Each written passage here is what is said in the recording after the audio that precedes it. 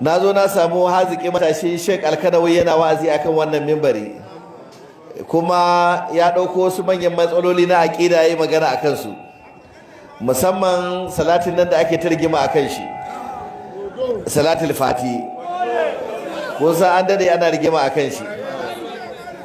Amma abin da zai baka mamaki shine salatul fati aka ce tafi ƙur'ani. Alaran ma shekara ka nawa kana bugawa kamin ka haddace ƙur'ani? Shekaru masu yawa.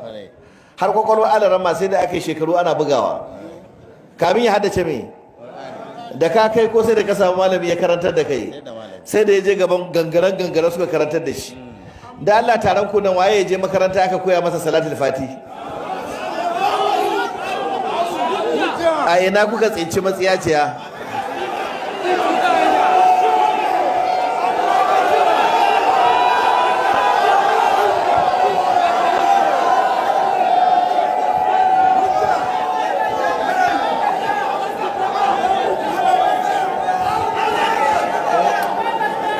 Ba za ka taɓa jin wanda makaranta ya je koya masa ba, akan hanya ya tsince ta. Hausawa suka ce tsintattan mage ba ta mage. Bai yi wa abin da aka tsinto a ce ya fi ƙur'ani mai girma maganar Allah. Wannan rashin hankali ne. Wani zai ce to ai salatin annabi ne, kuma an yadda ka yi amfani da larabcin ka kai wa annabi salati matuƙar kalmomin suna da kyau. Wannan haka yake, amma ba irin salatul fati ba. Idan ka yi amfani da bakinka ka rubuta salati kalmomin masu kyau, amma sai ka ce Allah ne ya saukar da shi, to wannan salatin naka ɗan ta'addan salati ne, ba za a yi shi ba. Amma idan ka ce ni ne na rubuta na ijtihadi, sai a yi, za a samu lada. Ga salatai nan da yawa na manzon Allah sallallahu alaihi wasallam da malama suka rubuta da kalmomi masu kyau, babu malamin da ya inkari a kai. Amma wannan wani ne ya sha shayi ko ya sha koko ya rubuta, amma kuma sai ce Allah ne ya saukar.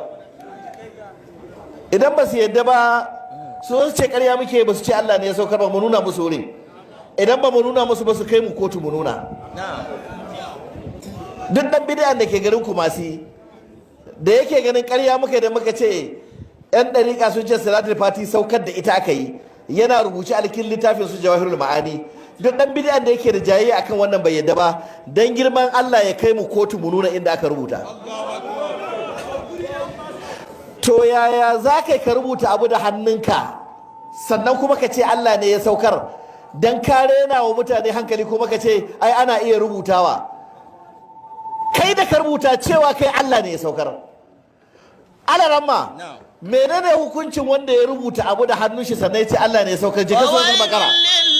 يكتبون الكتاب بأيديهم ثم يقولون هذا من عند الله ثم يقولون هذا من عند الله ليشتروا به ثمنا قليلا وويل لهم مما كتبت أيديهم وويل لهم مما يكسبون. الله أكبر Allahu akbar,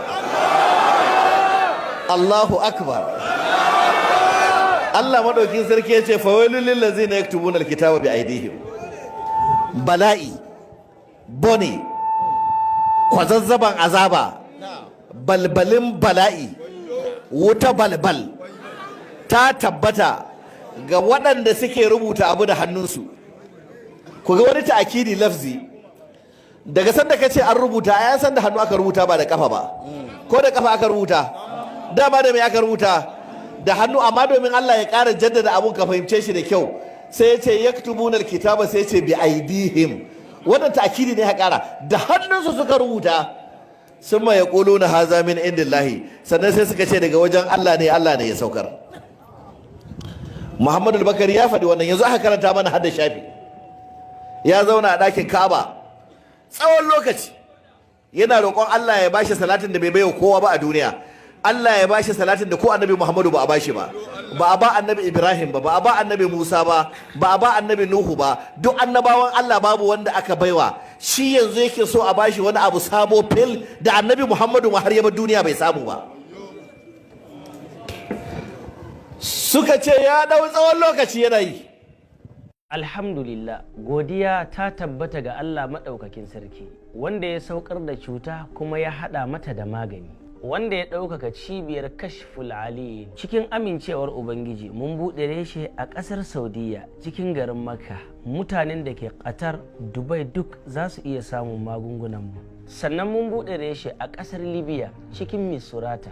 Muna gode wa Allah maɗaukakin sarki, sannan muna godiya ga al'umma da irin gudunmawar da suke bamu wajen addu'o'i. Cibiyar Kashful Alil muna haɗa magani ne cikin nazari da bincike daga cikin manyan littattafai irin su At-Tibbu na Ibn al-Qayyim da Al-Attar wa Kunuzu Tibbu Sha'bi da Ar-Rahmatu fi Tibbi wal Hikma. Cibiyar Kashful Alil ta yi fice wajen ba da magunguna akan matsaloli da suka shafi magidanta. Muna ba da magani akan matsalar cutar kanjamau, sannan muna da list na mutane da suka karɓi magani kuma suka warke bila adadin. Matsalar rashin haihuwa, infertility, matsalar sanyi STDs da matsalar istimna'i of masturbation duk muna ba da magani. Matsalolin jinnu, iska, sihiri ko sammu, ciwon hanta, hepatitis ko ciwon koda, kidney duk muna ba da magani.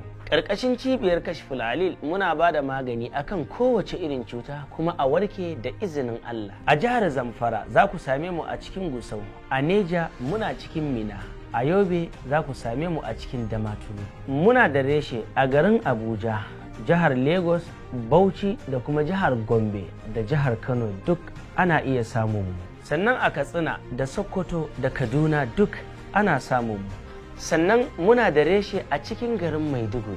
A ƙasar Nijar muna cikin Maraɗi da kuma Yamai. Za ku iya ɗaukar nambar mu ku kira mu kai tsaye ko kuma ku yi mana magana ta WhatsApp a duk inda kuke a faɗin duniya.